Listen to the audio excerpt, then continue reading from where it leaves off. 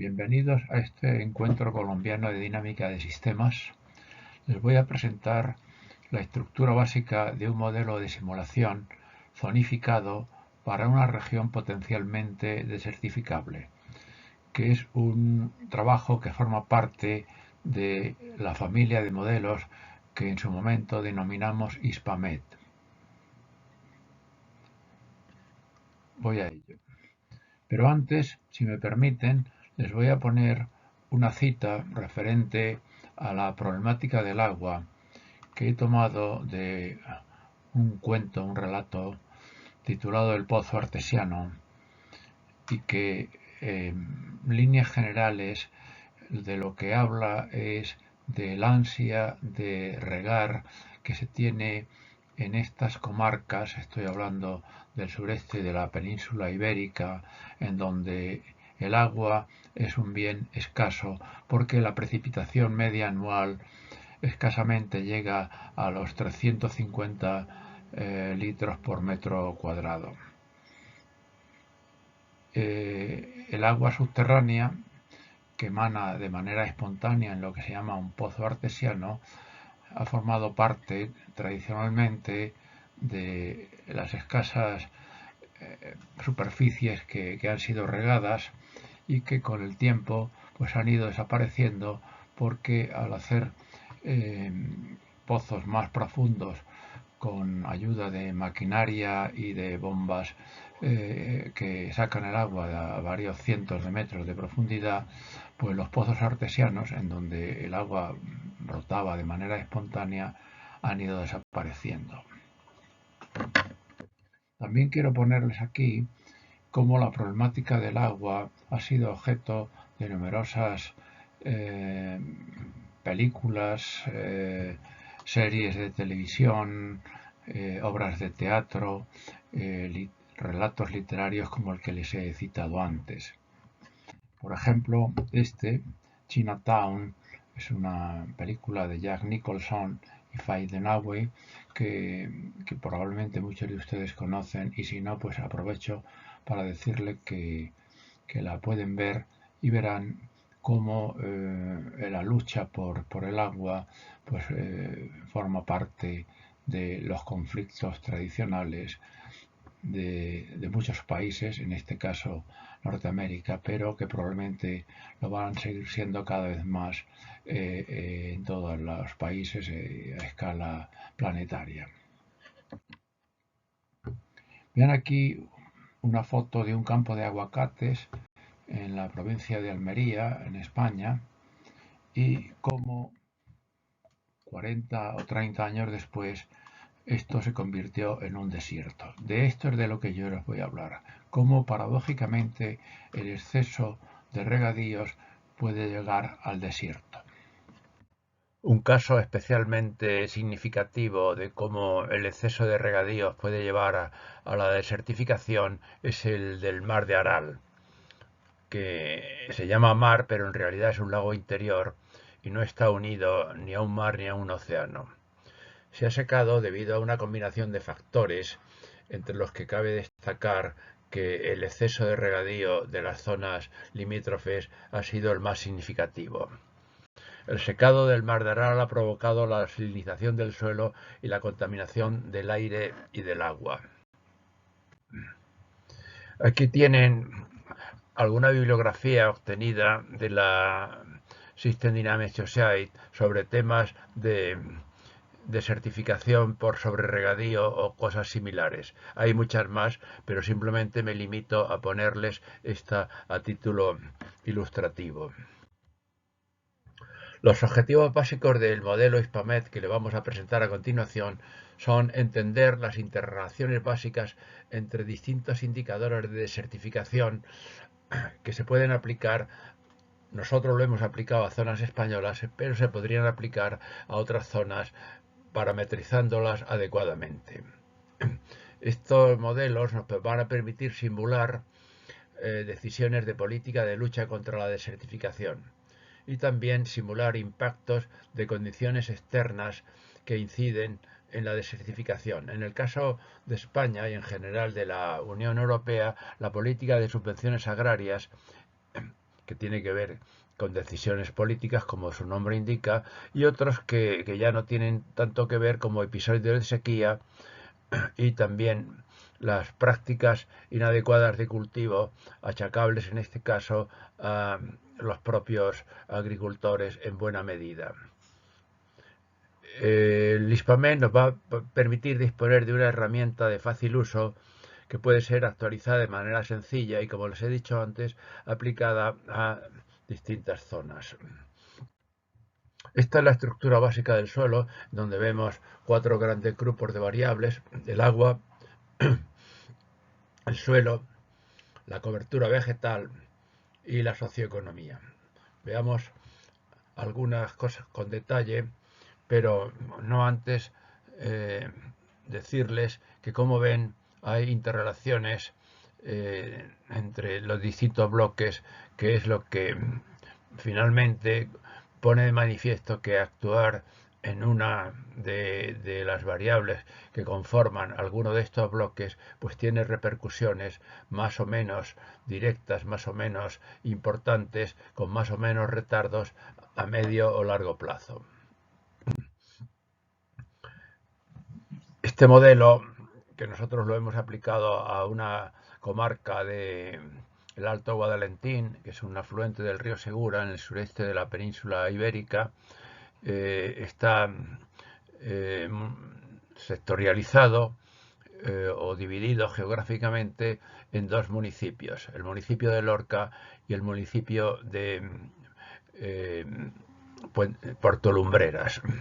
Pero el esquema serviría perfectamente para el caso en que se pueda simplificar más. En algún caso hemos podido descender al detalle de la cuadrícula SIG, que está hecha para 1 kilómetro cuadrado. Pero esto no siempre es posible porque no hay suficiente información. De manera que esta información de los sistemas integrados geográficos pues no siempre se puede hacer. Aquí vemos un poco más detalle cómo hay relaciones entre la superficie en regadío y la renta agrícola, o entre el gasto de agua y el agua en superficie o el agua subterránea, en definitiva en los recursos hídricos, etc. Veamos un poco más de detalle. Aquí tenemos la variable de nivel, cantidad de agua subterránea, medida por la altura de la capa freática del agua subterránea. Tiene unos aportes que proceden de la lluvia por infiltración de la cuenca hidrográfica, pero que naturalmente supone un retardo. Nosotros hemos estimado aquí un retardo de 15 años en que tarda en llegar desde que llueve hasta que llega al acuífero. También hay retornos del regadío por infiltración y naturalmente hay salidas, flujos de salida, que tienen que ver con el gasto del agua, y esto tiene que ver, como ahora veremos, con distintas opciones, entre las que la más significativa, el regadío. El agua en superficie también se puede medir como una variable de nivel, también tiene aportes por la lluvia, por retornos de agua en superficie, y gastos que tienen que ver también con el gasto que luego detallaremos. Hay pérdidas por escorrentía, pero también parte de la escorrentía en la propia cuenca hidrográfica se acaba recuperando una parte aguas abajo. En el agua también nos interesa saber no solo la cantidad, sino la calidad. Y naturalmente medimos la calidad del agua de los acuíferos subterráneos por un indicador que es el indicador lo voy a mostrar aquí, el índice de conductividad. Cuanto más salinidad tiene el agua, más conductividad tiene, más fácilmente transporta la energía eléctrica, de manera que este indicador, aquí está la variación, pero naturalmente nosotros lo que hacemos es moderar esa variable de nivel. Cuanto más alto sea, pues va a indicarnos que el agua es de peor calidad, porque habrá menos cultivos que soporten salinidad en el agua hasta un punto en que probablemente ya ningún cultivo, salvo los muy excepcionales que no tienen interés agrícola o escaso interés agrícola, pueden ser cultivados. Y también aquí pues vamos a considerar que hay variaciones. Esto, como les he dicho, es una variable de nivel. Varía porque la fertilización aporta salinidad. En el caso de que esté frontero al mar, se producen fenómenos de intrusión marina, entra agua salada. La precipitación, aporta agua, pero en este caso es agua sin salinidad, por lo tanto esto lo que hace es bajar el índice de la calidad de agua, disminuye el indicador ECA que les he citado antes, y también el que haya variaciones, la concentración salina, pues lógicamente aumenta cuando la cantidad de agua es menor. Todas estas cosas tienen que ser consideradas en el modelo. También medimos de la misma manera el índice de calidad del agua en superficie, que también es una variable de nivel, que también tiene flujos de entrada y salida por aportes de agua en superficie, que en general son deficientes porque el terreno, el suelo está salinizado y el agua que arrastra por escorrentía pues suele contener sales en mayor o menor grado. El gasto de agua hace que, de nuevo, cuanto menos cantidad haya, la concentración es mayor, y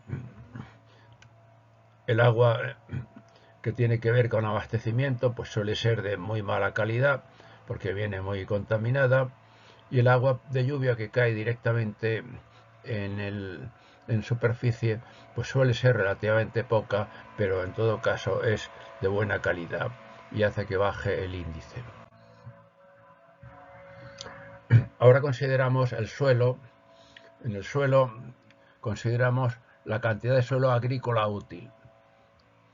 El suelo agrícola útil en general es muy difícil que se vaya reponiendo porque el tiempo de creación de suelo agrícola útil pues es de muy largo periodo, varios docenas, incluso centenas de 40 o 50 años. Se puede mejorar por enmiendas en el suelo, lógicamente, pero en el caso que nos ocupa, pues el fenómeno de erosionabilidad pues hace que se arrastre suelo y se pierda a veces muy rápidamente. Este modelo se ha aplicado a zonas donde hay lluvias torrenciales, que por lo tanto hay una cantidad de precipitación en muy poco tiempo, y esto, como les digo, pues tiene que ver con la pérdida del suelo. Naturalmente esa pérdida del suelo se puede ver paliada si hay una buena cobertura vegetal en la cuenca hidrográfica, porque esto hace que se retenga el agua y que haya mayor infiltración. Y también factores topográficos como puede ser la mayor o menor pendiente del suelo. Todos estos factores los hemos tenido también en cuenta. La lluvia, que sea o no torrencial, el tipo de suelo, que es más o menos erosionable, la cobertura vegetal y la topografía. La ganadería también incide porque pisa el suelo, y el hecho de que esté apelmazado el suelo pues puede ser un factor negativo a la hora de que haya menor infiltración de agua, y en cambio también puede tener la ventaja de que puede mantener en las zonas de pendiente pues que haya menor escorrentía si allí se mantiene una buena cobertura vegetal que puede ser aprovechada por la ganadería extensiva. Para el suelo también hemos medido la humedad, y esto tiene que ver por un lado con la evapotranspiración potencial. Esto hace que pierda la humedad del suelo, es de nuevo una variable de nivel. Hay entrada de agua, por el riego y hay pérdidas por evapotranspiración y por drenaje. Otro factor importante, muy importante, es la salinidad del suelo, porque se va a aumentar por el hecho de que se riegue con aguas salinas y también por los aportes que se hacen con productos fitosanitarios, que una parte son por lixiviación llevados a la capa freática, al agua subterránea, o pueden ser lavados por la lluvia y por el regadío, pero otra parte se queda en el suelo. La cubierta vegetal, que ya hemos citado en varias ocasiones, tiene mucho que ver con que haya mayor o menor nivel de escorrentía, mayor o nivel de pérdida de suelo, de grado de pérdida del suelo, porque una buena cobertura vegetal hace que el agua que llueva torrencialmente pues se retenga al menos parcialmente. Entramos ahora en la parte de economía. Aquí hemos considerado cultivos tanto arbóreos como herbáceos que demandan una cantidad de agua, al menos una cantidad teórica que puede ser a veces paliada porque ha habido lluvias en los periodos anteriores y entonces no es necesario hacer tanto aporte. Naturalmente el tipo de cultivo no es lo mismo uno que otro. Cultivos herbáceos, pues distintos tipos pueden demandar más o menos cantidad de agua. Lo mismo sucede con los arbóreos. Y eh, esto va a tener que ver con la calidad del suelo en la medida en que van a requerir productos fitosanitarios para poder garantizar, por un lado, la lucha contra plagas y por otro lado la rentabilidad porque tenga rendimientos más altos. Naturalmente, la cantidad de cultivos y la calidad, como les estoy diciendo, la diversidad, tiene que ver con el gasto de agua.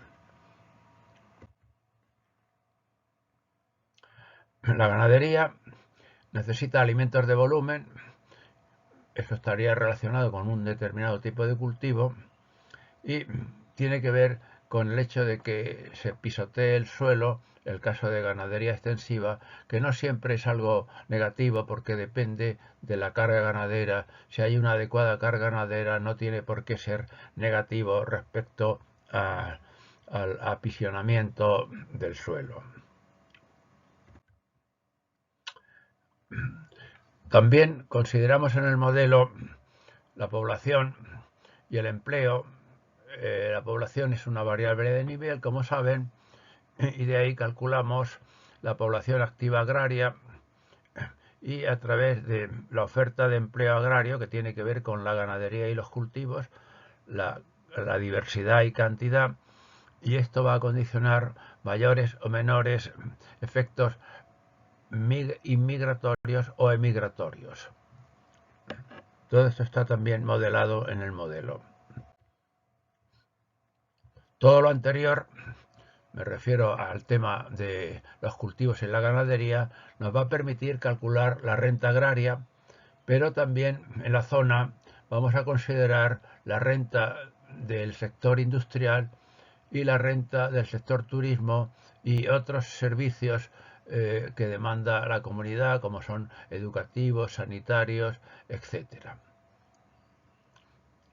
En esa renta agraria tiene que ver los ingresos, precios agrícolas y ganaderos, las subvenciones, que van a jugar un papel importante, como les decía, al menos en el caso de la Unión Europea, que han condicionado que se hagan o no rentables determinados tipos de cultivos y determinado tipo de ganadería, y los costes tanto de los cultivos como ganadería, que tiene que ver con las semillas, en el caso de los cultivos, con los productos fitosanitarios, y para la ganadería, pues el más significativo son los aportes de alimentación en volumen, que no puede ser suplida por los alimentos que generan los cultivos espontáneos o los cultivos especialmente dedicados a alimentos para el ganado.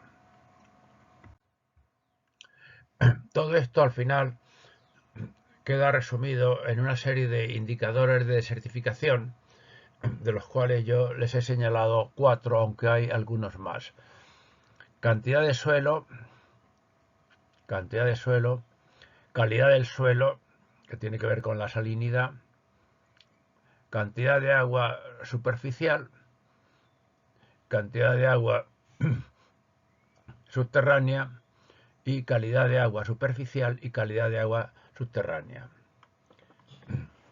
Esto se resume diciendo que si un área tiene un alto grado de desertificación, un alto riesgo de desertificación, perdón, es cuando alguno de los indicadores sobrepasa un umbral durante un cierto periodo de tiempo.